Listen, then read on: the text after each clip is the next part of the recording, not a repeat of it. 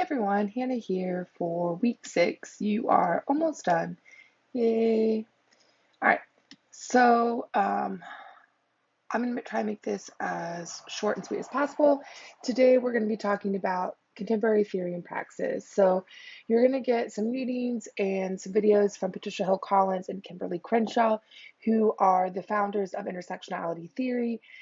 But their later work from the 2010, 2015, 2020s focuses more on how to update theory and how to apply it or participate in praxis. And so that's what we'll be looking at today. So here on this slide, you see people actually out in the field trying to help their community, presumably because of the research findings they've had.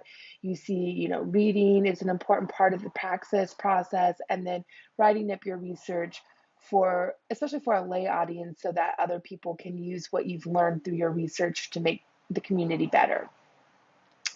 Now, I wasn't really sure on how to sort of talk about praxis, and then I thought, well, I'll just use my own research and how I've done sort of community work based off of my research findings, and I think that sort of speaks to what praxis can look like. So we'll do a quick week 5 review today. We'll do week 6 lecture, anonymous feedback, and then reminders. Okay. So in terms of week 5 review, don't forget that intersectionality is a way to frame things. So if you recall my research on campus sexual assault, I'm thinking about different aspects of identity, but especially gender, class, and race, and how that impacts students and employees and their everyday interactions on college campuses. But I'm also thinking about these identities in terms of the racism and sexism that exists within social institutions, and in particular, higher education as a social institution. That then goes to the next point here, gender-based violence in college campuses. So we know that gender-based violence, and in particular campus sexual assault, is very prevalent, right? Approximately 1 in 4 to 1 in 5 college women will experience rape or attempted rape during their time in college. And yet we've known that for decades. The findings are consistent over decades. What's really being done to improve this situation? How are we working to lower those numbers? And in fact, how are we working to eradicate campus sexual assault and gender-based violence on college campuses? That really speaks to this issue of praxis. And oftentimes that looks like policy change and training. Now, if you think back to the week we did on the prison industrial complex and the school to prison pipeline, I talked about how there are sort of two different frameworks of dismantling problematic isms within social institutions. So you can think about sort of reform and policy change that oftentimes happens within existing social structures. So these are people who are working in social institutions like prisons, like schools, that are working to create change in policy that way. And then there's also an abolitionist framework where we're trying to completely restructure and change existing social institutions. So we can take those two frameworks as they relate to the prison industrial complex and think about how we can use them as frameworks for dismantling inequities within higher education. And also, as we think about dismantling other social institutions when we incorporate theory and praxis together. Just as a review, a theory is a system of thoughts and ideas that serve to explain the things in the world around us. Praxis is a practice, but we often use the term praxis specifically as it relates to or as in comparison to theory. So how are we taking theory and then turning theory into practice? How are we taking the research and the findings we get from that research and doing something with it? Which leads me to my examples from my own research. So I wanted my examples to be specific to Hawaii since we're at the University of Hawaii Manoa. So I'm going to go over some different projects I worked on during my time as a PhD student here. The first one is a Gear Up grant. So I was a research assistant on the state of Hawaii's Gear Up grant, which is a federally funded grant that basically gets at low-income high school students and preparing them for college. So this oftentimes research that seeks to improve the community around us will be federally funded. And this Gear Up grant was federally funded, and it's the GEAR UP stands for Gaining Early Awareness and Readiness for Undergraduate Programs. These are 7-year federal initiatives designed to increase early college awareness, readiness, and success for low income and historically underrepresented students. So we can start to see the ways in which federal funding and federal grants seek an intersectional approach, and why intersectionality is still a really important framework in terms of theory and praxis and improving our communities today. A lot of times, federal funding and in particular GEAR Up grants are really heavy on evaluation and reporting. So you have to do annual reports, and you need to work on improving existing funding sources and programming along the way. Now, this can seem really compliance checking, but it is a way to bring in long-term funding sources to improve your community. So it in a lot of ways, is part of that process. And so if you think about taking what you learn in your sociology classes or your women's and gender studies classes and using them in an applied way to improve your community, oftentimes that requires evaluation skills and learning how to write reports and apply for grant funding. And again, like I said, it can be compliance checking and that can be a little monotonous, but that's part of the process. So in terms of the GEAR Up funding, what can praxis look like? Well, some of the things that our state grant worked on is for free and reduced cost, providing free and reduced cost AP, advanced placement, and early college classes. So offering scholarships and grant money for high school students at low income public schools across the state so that they can earn AP credits and early college classes. So either taking college classes on their high school campus or getting paid to, or getting their classes paid for in the actual UH system.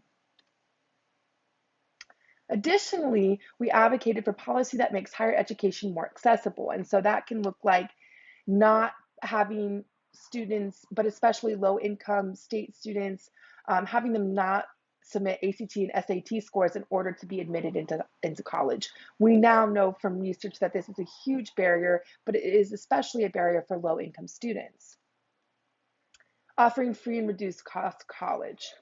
And here in Hawaii, one of the things our GEAR Up grant advocated for at the state capitol is the Hawaii Promise Scholarship, which you can learn more about here. Essentially, if you graduated from a public school in the state of Hawaii, you are eligible for the Hawaii Promise Scholarship, which will provide free or reduced cost community college tuition if you meet the requirements. And so if that applies to you and you're interested in learning more about this, you can click the link here. All right, so that's one way that research I did that was federally funded was then taken and used to inform policy here in this community. The next research grant that I helped with was a Housing First and Photo Voice project. Housing First is an approach to housing that prioritizes providing permanent housing to people in need. Often it's serving as a platform where people can then pursue personal goals and improve their quality of life.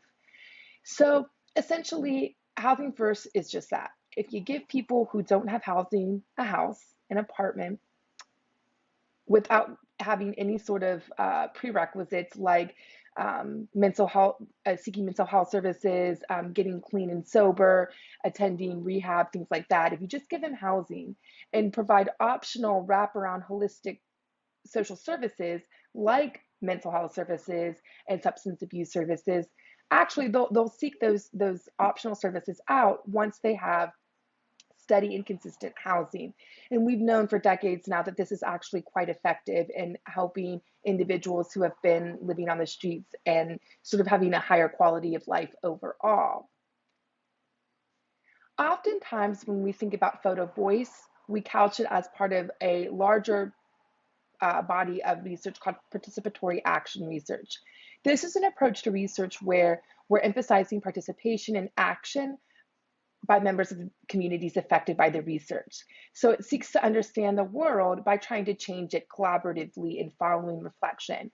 And you'll see in the photo voice project that I present here, participants who were folks who had been historically living on the streets, they were housed, and they actually participated in different community events where we invited policymakers and key stakeholders so that folks who had been housed through the Housing First grant could sort of participate in that decision-making process and help to inform future policy. Photo voice research is particularly well suited for Housing First initiatives because it operates under the assumption of these questions. So you should be asking your participants, what do you see here in the pictures that they've taken? What is really happening here? How does this relate to our lives? Why does this concern, situation, or strength exist? How can we become empowered through our new understanding? And what can we do about it? So here you can already see how photo voice methodology really lends itself to praxis because we're thinking about what we can do, what we can do to improve our communities, right? And I should also point out that with photo voice methodology, you're literally giving your participants a camera. You're doing workshops where you teach them how to use that camera. You teach them these steps of the photo voice methodology process. And then your participants go out into the community and they take pictures that they then are interviewed about. So in the interview process, you as a researcher ask them these questions here about the pictures that they took, and ideally, these pictures are then displayed as art at a community space, at a community event where key stakeholders and policymakers are invited so that they can actually see what a social issue looks like on the front line, so to speak, by the folks who are directly impacted by that social problem.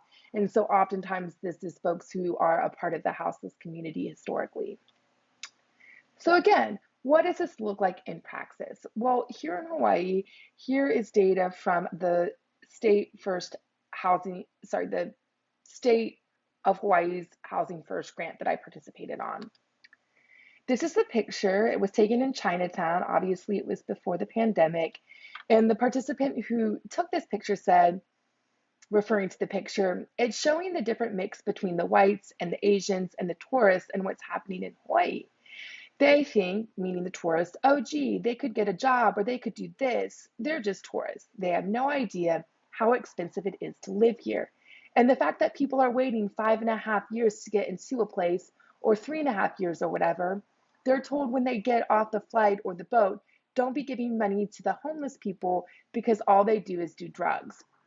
And so this image and this data demonstrates that actually people who have historically been houseless here, who get housing, they're able to say, like, we aren't just a bunch of people doing drugs, we aren't a problem. It's that there's just a limited amount of housing is really expensive. Really, it's just a matter of not being able to afford housing and the cost of living here. This type of data also serves to humanize the experience of those folks who don't have housing. And then finally, I'll just give a little overview of the case study of Title IX policy that I presented in week 5. So again, intersectionality was the framing of my dissertation project. And so I'm looking at what are the everyday lives of people sort of on the front lines actually like, and how do they understand institutional isms? In terms of theory, theoretical framing and data and research, I used grounded theory, which it sets out to discover or construct theory from data, systematically obtained and analyzed using comparative analysis. So you're not necessarily focused on a specific theory, like there's a lot of criminological theory that looks at why crime is so prevalent in higher education, which we don't really cover in this class because it's not rooted in criminology, but routine activities theory is a really popular one. So I didn't root my study in routine activities theory like a lot of folks would have done if they were focusing on crime and policy as it relates to gender-based violence in higher education. Instead, I sought to interview participants on the front lines, and then I created my own theory, my grounded theory, based off of the data and the findings that I had. And in fact, that theory was the theory of place-based exceptionalism that I shared last week. And that was a reflexive process where participants actually helped me co-construct that theory based off of their observations and the data that they provided.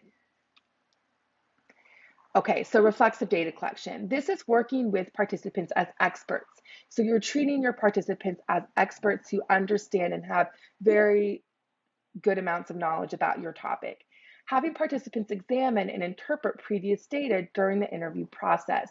So I had participants in my study, when I was interviewing them, look at quantitative survey data that the university administrators had collected within the past year, asking them if they knew about the data, what they thought about the general findings from the data, and things like that. I also asked participants for feedback during the writing process. So once I had collected the majority of my data and I had started analyzing the data for themes, I then sent that drafted write-up to participants so that they could provide feedback if they wanted to. So it's a reflexive process in that I'm going back and forth with participants so that they can potentially contribute with me. So it's a very community-based, interactive approach to data collection, research, theory, things like that. And then I also participated in a lot of nonprofit and policy advocacy groups at the state capitol while I was collecting data. And these groups did work directly related to Title IX and gender-based violence on college campuses. So here's a picture of me and my colleagues from the American Association of University Women, or AAUW. We're advocating at the state capitol. I believe this was the year right before COVID, so you might not even remember what that looked like nowadays. But we were at opening day and we were meeting with elected officials to discuss issues such as creating stronger Title IX policy that better emphasizes the experience of survivors. And we also advocated for some other gender issues like the gender pay gap, unpaid leave, sick leave, and things like that. So it's advocating at the Capitol for a more informed policy, working with students and employees toward better training, and writing op-eds and making research more accessible. So oftentimes when we think of traditional academic research, we want to publish in scholarly journal articles that are peer reviewed, and yet that data, that write up is often hidden behind paywalls. And so if you make your writing more accessible, so that means language that's easier for a lay audience to understand, but also in publication outlets that are more accessible and are free to the public, that's another way you can get community involvement and engage in praxis. And so writing op-eds about timely issues related to social issues and policy is another thing you can do. And that's something I really strive for when it comes to my own research projects. And then finally, working with community groups, which I already said. AAUW is a great community resource in addition to advocating for gender equity issues at the state and local level. They also provide a lot of funding opportunity for college women. So if you're interested in attending an academic conference or something like that, I encourage you to look at their website linked here and learn more about the different scholarship and funding opportunities AAUW Hawaii provides. All right, and on that note, here's your exit pass. Don't forget, you need to read Collins from 2015, where she re-examines intersectionality. Do discussion board 6 and your week 1 response. Again, this is optional if you've already completed the previous 5 discussion board posts. This is just to replace the 0 you may have had. And your final paper is due Friday. Remember to follow all of the guidelines of what a literature review should include. There is a link to a library guide that goes over what the American Sociological Association says a literature review should look like. There's a rubric, and there's also an overview of this assignment in the syllabus with all of the other overviews of assignments. As always, if you have questions, comments, or concerns, you can voice those in your weekly exit pass, which if I have anything that I need to relay to the class, I'll just send a group email. Or you can email me if you think that your question, comment, or concern relates specifically to you. Other than that, have a great week, and I look forward to grading all of your final papers and tying up the end of our semester. Bye, everyone.